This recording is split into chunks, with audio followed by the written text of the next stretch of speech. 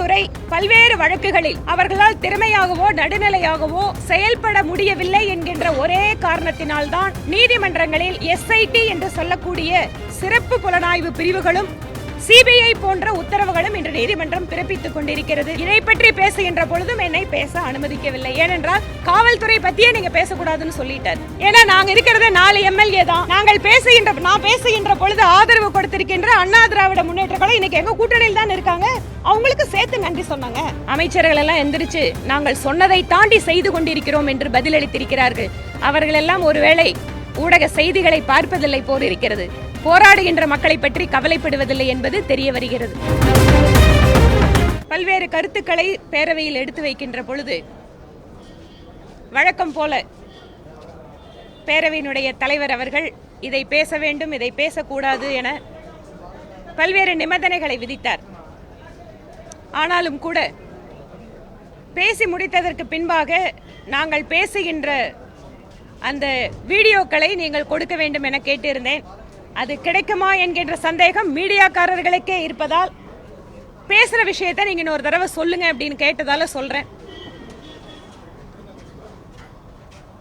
இன்று நாங்கள் எடுத்து வைத்த விஷயங்கள் என்பது குறிப்பாக கோவையிலே பாரதியார் பல்கலைக்கழகத்திற்கு நிலம் எடுக்கப்பட்டு அந்த மக்களுக்கான இழப்பீட்டு தொகையோ அல்லது அரசாங்கம் கொடுத்த வாக்குறுதியான வீட்டுக்கு ஒருவருக்கு வேலை என்கின்ற அந்த வாக்குறுதி நிறைவேற்றப்படாமல் இருக்கிறது.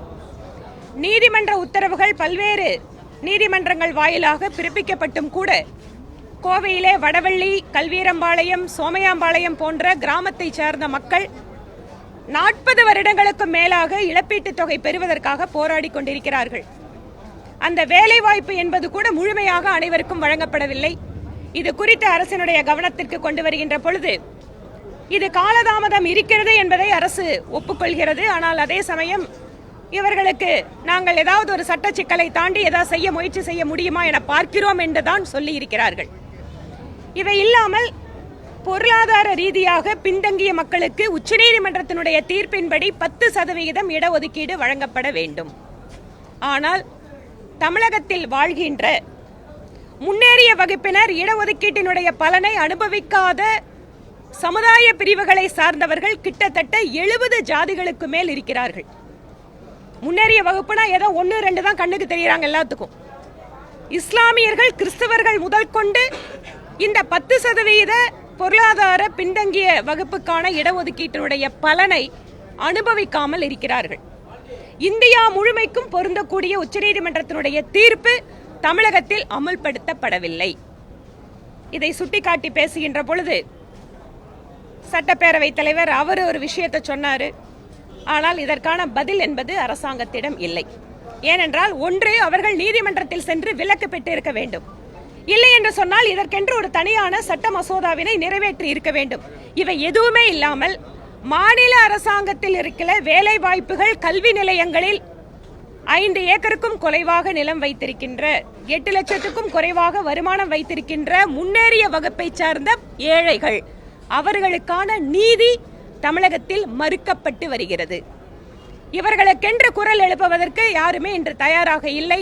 இவர்களுக்காக பாரதிய ஜனதா கட்சி இன்று சட்டப்பேரவையில் குரல் எழுப்பி இருக்கிறது.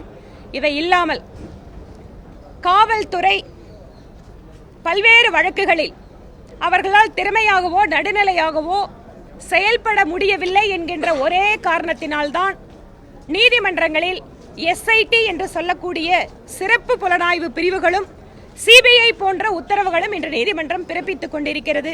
இதை பற்றி பேசுகின்ற பொழுதும் என்னை பேச அனுமதிக்கவில்லை. ஏனென்றால் காவல்துறை பத்தியே நீங்க பேசக்கூடாதுன்னு சொல்லிட்டார். குடமுழுக்களை பொறுத்த வரைக்கும் தமிழகத்தில் தமிழில் அர்ச்சனை செய்வது என்பது வேறு. பக்தர்கள் விரும்பினா தமிழ் அர்ச்சனை பண்ணிக்கலாம். ஆனால் கும்பாபிஷேகம், குடமுழுக்கு இந்த மாதிரியான நிகழ்வுகள்ல தமிழ்ல பூஜை பண்ணணும், தமிழ்ல குடமுழுக்கு விழாக்களை நடத்த வேண்டும் என்றால் நீதிமன்றம் ஆணை பெற வேண்டி இருக்கிறது. கோயம்புத்தூர்ல கூட இது நடந்தது.